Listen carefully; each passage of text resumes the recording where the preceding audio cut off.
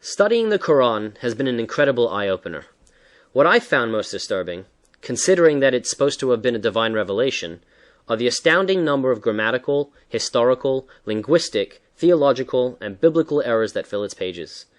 How can any thinking human being accept so many inconsistencies, discrepancies, and outright falsehoods as having been revealed to Muhammad by the angel Gabriel?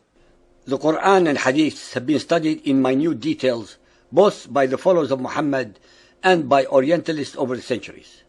In the latter 200 years, many very eminent Europeans studied the Arabic language, the Quran and Ahadith, and mastered both to an incredible degree. It is on record that the Muhammadan exegetes as well as the European Arabists have come to the following conclusions. 1. That the Quran contains a great number of grammatical and lexical errors. 2.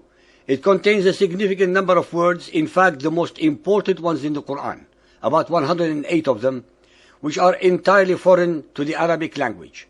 Most are based on and or borrowed from the Syriac, Hebrew, Aramaic, Ethiopic, Persian, and others. 3.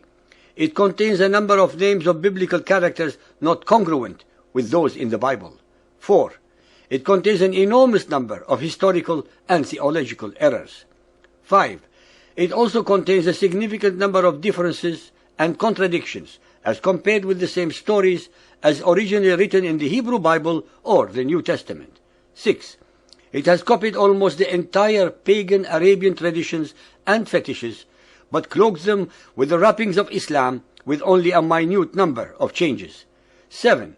It contains major historical displacements that are completely at odds with the written records and knowledge. Based upon all the above contradictions, inconsistencies, and displacements in time and space, Allah cannot be the God of the Bible, the God of Israel, or the God of Jesus.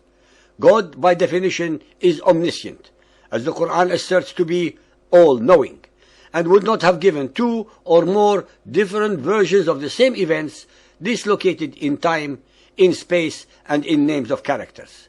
This attribute is by itself an enormous blasphemy. The following are only a few of these manifest errors and contradictions from among hundreds upon hundreds of others. The story of Cain and Abel. After Cain killed his brother Abel, the Quran says, Surah Al-Ma'idah 5.31, Allah sent a raven who scratched the ground to show him how to hide the shame of his brother. The story of Noah and the flood. The Quran in Surah Hud 11.42 says that one of the sons of Noah refused to go into the ark and was drowned in the flood. The Bible says that all three sons of Noah went into the ark with him and were saved from the flood. Genesis 7.7. In Al-Hud 11.44, the Quran says that the ark came to rest on top of Mount Judi. The Bible says that it was Mount Ararat. Genesis 8.4. The story of Abraham. Abraham's father, according to the Quran, is Azar, Surah Al-An'am 6.74, while the Bible says that his name is Terah, Genesis 11.26. The Quran says Abraham had two sons. The Bible says they were 8, Genesis 25.2.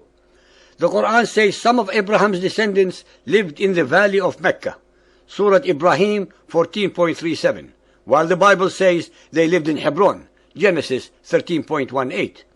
The Quran says that Abraham had two wives. In the Bible, he had 3. The Quran says that he built the Kaaba, Surah Al-Baqarah 2.125.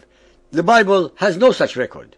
The Hadith assert that it was Ishmael who was being sacrificed, while the Bible tells us it was Isaac. The story of Moses. The Quran states that the one who adopted Moses was Pharaoh's wife, Surah Al-Qasas 28.9. while the Bible says it was Pharaoh's daughter, Exodus 2.5. The Quran states that Haman lived in Egypt during Moses' time of 1450 BC, while the Bible asserts that Haman lived in Persia during Xerxes' time of 400 BC. Esther 3.1. The story of Mary and Jesus. The Quran states that Mary's brother was Aaron, Surah Maryam 19.28, while the Bible says that Aaron lived 1450 years before Mary, Numbers 26.59. The Quran asserts that she gave birth to Jesus under a palm tree, 19.23, while the Gospel says it was in a stable, Luke 2.7. The Quran also mentions that Jesus spoke and made miracles at the time when he was young, 19.24. The New Testament has no such record. The Quran asserts that Jesus did not die on the cross, Surah An-Nisa 4.157, but the Gospels disagree. Astronomical, Surah Al-Kahf 18.86. Until when he reached the setting of the sun, he found it set in a spring of murky water. Near it he found a people. We said, O Dhul Qarnayn, either to punish them or to treat them with kindness. According to the Quran, the sun sets in a murky puddle of water, but the sun is over 1 million times bigger than the size of the earth. Historical, Surah Al-Qasas 28.38. Pharaoh built the Tower of Babel in Egypt. According to the historical record, the Tower of Babel was built in what is now Iraq and not in Egypt. Alexander the Great, Surah Al-Kahf 18.83.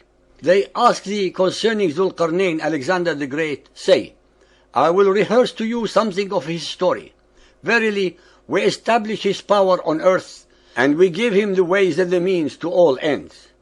Alexander was a pagan and had absolutely nothing to do with prophethood except in the Quranic version. That Zacharias could not speak for 3 nights, Surah Maryam 19.1, while the New Testament says he could not speak until the child was born or for about 9 months, Luke 1.20. So far, ladies and gentlemen, not a single verse above has any resemblance to any original one in the Hebrew Bible or the New Testament, and hence cannot possibly have been a revelation from either the angel Gabriel or the God of Israel and Jesus. But it could easily have been from Satan, pretending to be the angel Gabriel. After all, he, Satan, was able to deceive Muhammad with the notorious but astounding satanic verses, when Muhammad was more than willing to compromise his newly found monotheism by reverting to paganism. The followers of Muhammad, who believe the Quranic version of the biblical events, have not read, let alone studied either the Bible or the New Testament, to compare and contrast these events, since they are actually prohibited from doing so by their political and religious leaders. Even when and if some of them do attain such knowledge, they are then told that both the Hebrew Bible and the New Testament have been perverted over the centuries by the followers of Moses and Jesus, and hence are not the original versions that would have otherwise agreed with the Quran.